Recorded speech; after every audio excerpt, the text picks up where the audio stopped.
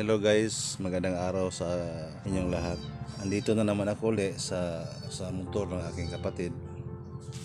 Ito yun guys, sinusubukan ko na ito kahapon na tinetest ko lahat yung mga ilaw niya. Malakas yung kanyang kuryente guys, charge ko na ngayon.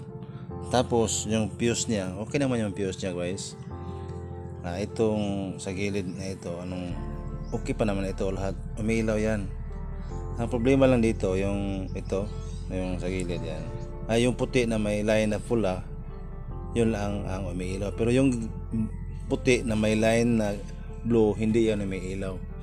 Itong regulator niya, tinetest ko yan lahat, may ilaw yan. Tapos yung kanyang CDI, ang problema lang kasi yung puti at saka may line na blue lang ang hindi umiilaw. Umiilaw yan lahat, yung itim, yung brown, yung orange at saka yung puti na may line na red.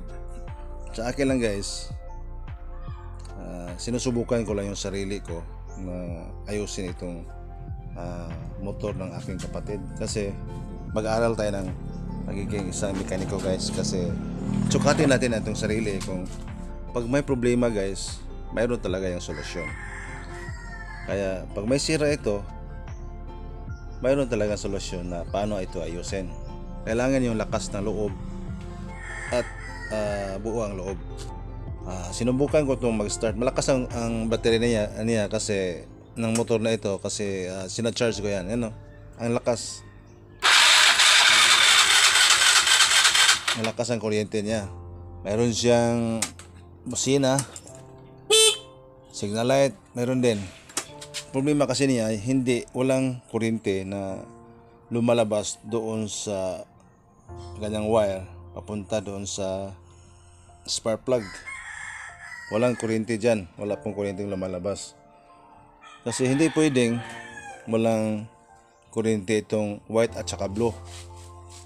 Kasi bakit may wire dyan na wala palang kuryente na dumadaloy dyan. So ang ating gagawin, kailangan natin malaman kung ano ba talaga ang nasira yung itong CDI niya, o kaya yung pulser niya doon sa ilalim. Ito kasi yung pulser dito, white at saka blue. Sa totoo talaga guys, hindi ako mekaniko guys. Sa akin lang, hindi ako natatakot ayusin yung motor na ito, kasi atin ito binabayaran na natin to doon sa kasa. Kaya hindi tayo matakot na ayusin, kasi sa kasabihan na pag gustuhin mo, maraming paraan, pero pag ayaw mo, maraming dahilan. Para din at tayong nangliligaw sa mga babae, pag madali tayong sumuko, wala tayong mapapala. Kung sumuko tayo, di gagaya sa motor, kung susuko tayo, bibili tayo ng bago. Okay lang sana kung mayroon tayong pambili, kukuha ng motor, umpisa ka na naman sa simula. So kailangan tayo ang gumawa, kasi pag iba ang gumawa sa atin, sa nasira nating motor, hindi natin alam, kasi baka mamaya mabutol pa tayo guys. At least alam natin kung ano talaga yung papalitan. Kaya gumagawa ko ng sariling test light para po makita ko kung ano talaga yung sira ng ating motor. Umailaw lakas ang ilaw.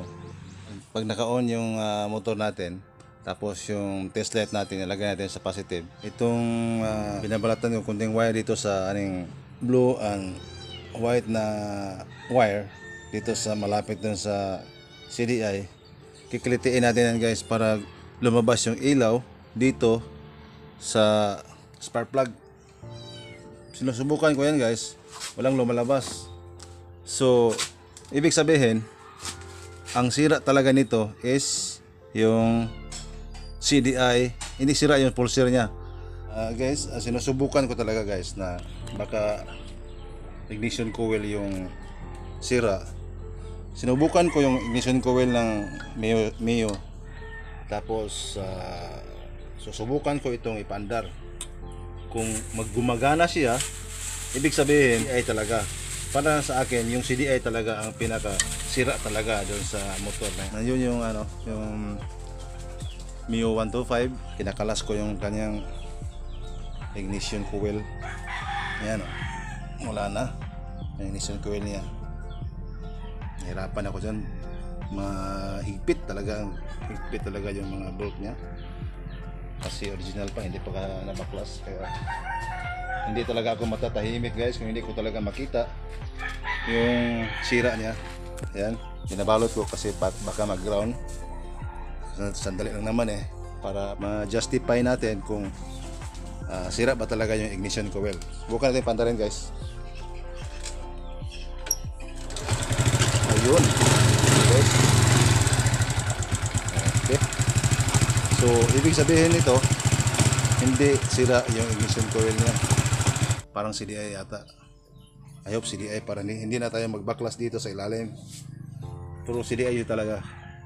Sige guys, abangan po ang susunod na kabanata.